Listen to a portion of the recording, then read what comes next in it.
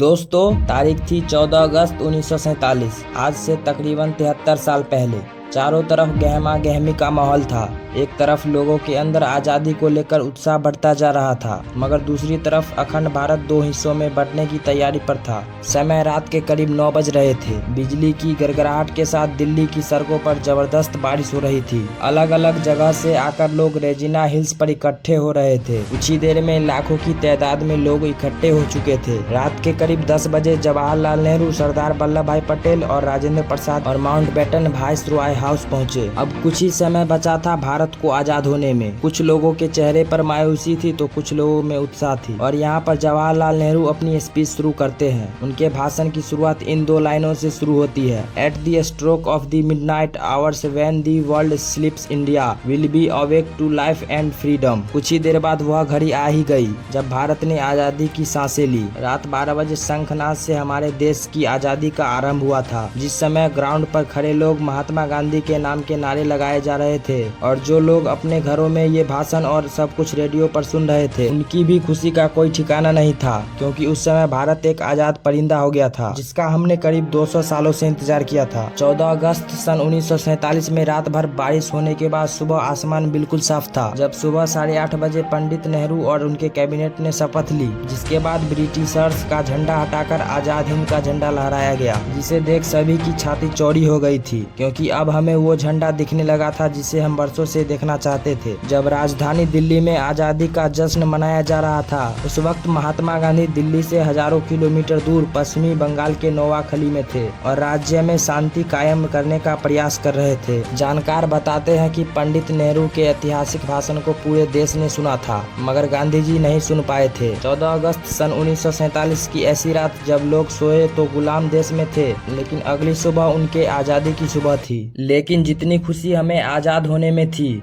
उतना ही गम अखंड भारत को टूट जाने में था, क्योंकि दोस्तों भारत ने अपना 3,46,737 किलोमीटर का एरिया पाकिस्तान के रूप में खो दिया।